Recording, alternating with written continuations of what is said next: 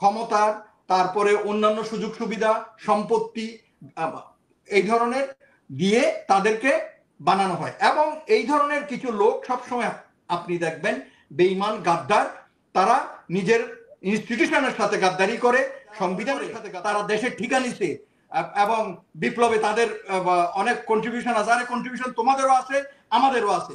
দেশের প্রতিটি লোকের, বিভিন্ন শ্রেণী পেশার লোকের সবার আছে। মামুন ভাইয়ের আছে, সোলমান সাহেবের আছে, তোমার আছে। আমাদের আমি শুনলাম বলে স্যার এদেরকে যদি ঢুকতে দেওয়া না হয় তাহলে কি হবে?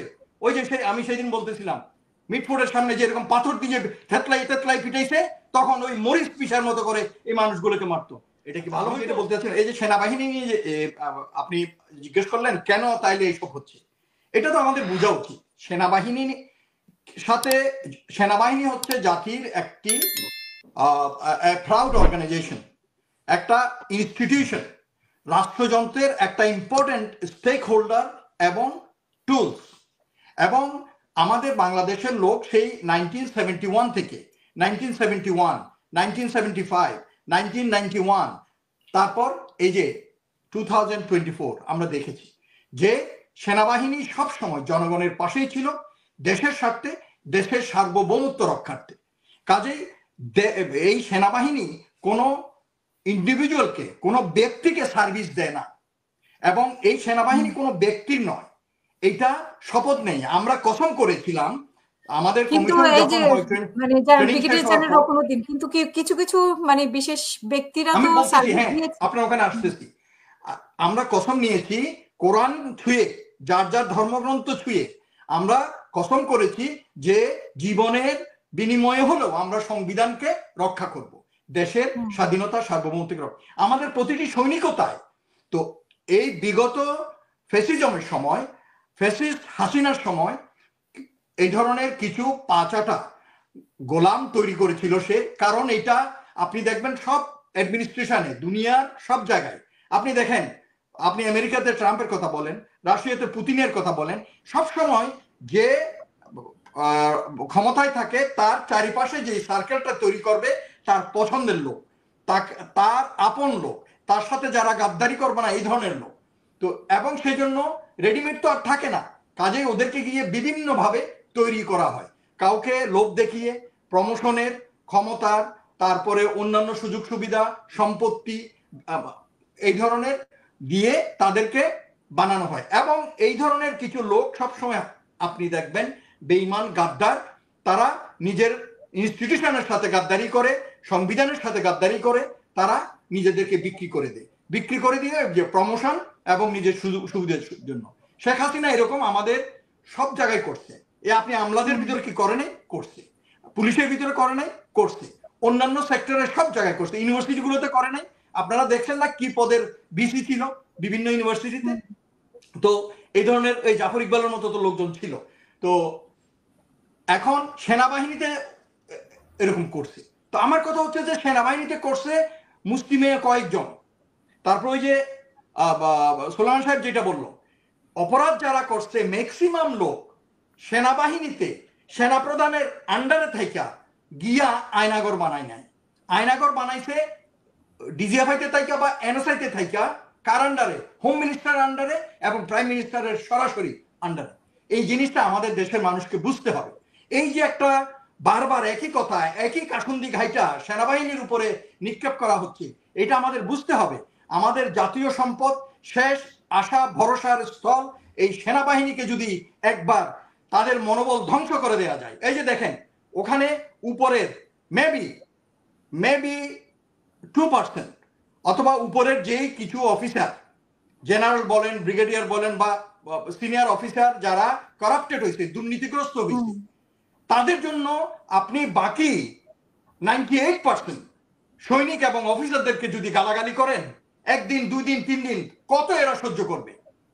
দেশের উপর যদি কোনো হামলা আসে, দেশের যদি কোনো এখন দুর্যোগ হয়, এই সৈনিকগুলো কি তাদের জান দেওয়ার জন্য প্রস্তুত থাকতে পারবে? কারণ আপনারা তাদের মনোবল ধ্বংস করে দিচ্ছেন।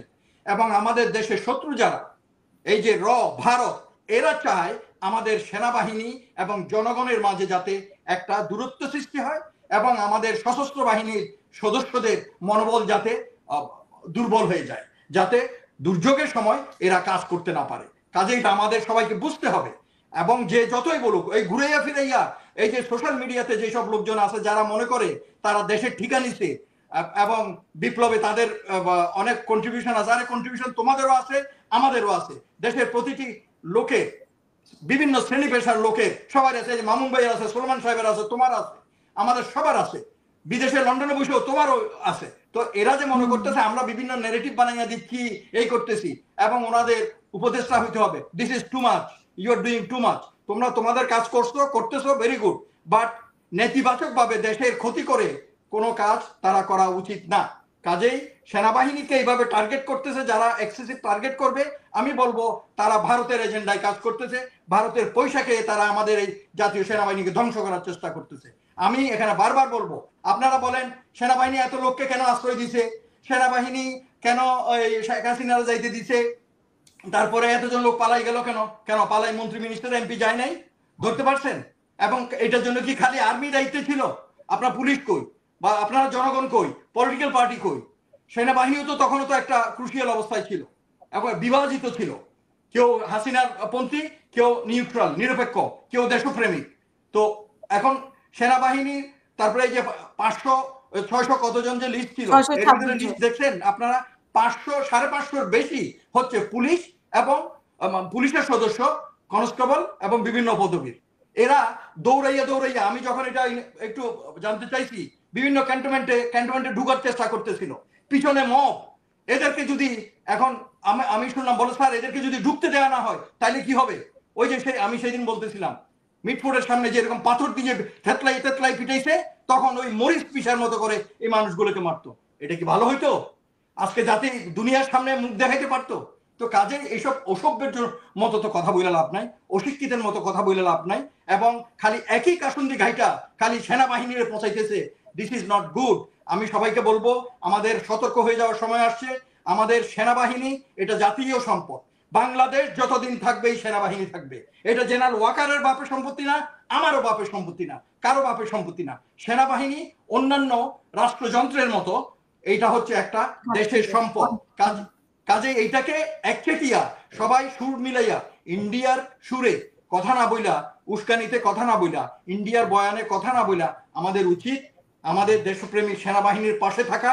তাদের ভুল ত্রুটি হলে এগুলো, ওই যে সুলেমান ভাই যেটা বললো, যে করা আইন ওগুলো ভিতরে বিচার হয়, কোর্ট মার্শাল হয়, জেলে যায়। আমি নিজে জানি আমাদের একটা অধিনায়ক লেফটেন্যান্ট কর্নেল থেকে শুরু করে he has the power to across the table বৈশা অপরাধের জন্য জেলে পাঠিয়ে দেওয়া বা চাকরি থেকে বরখাস্ত করা। তো এগুলো তো বাইরের লোক সবাই জানে না, যাদের আত্মীয় স্বজন আছে তারা হয়তো জানে। কিন্তু কাজেই আমি বলবো সেনাবাহিনী একটা সফট টার্গেট পেয়ে গেছেন। আগে তো কথা বলতে পারতো না। আপনি আমাকে বলেন দুনিয়ার কোন দেশে, আমাকে একটা এক্সাম্পল দেন, দুনিয়ার কোন দেশে সশস্ত্র বাহিনীর মতো একটা স্পর্শকাতর প্রতিরক্ষা বিষয়ক একটা বিভাগকে নিয়ে এই ধরনের কথা বলা হয় না। বাংলাদেশেও হয় নাই, পাকিস্তান আমলেও হয় নাই, কিন্তু এখন এখানে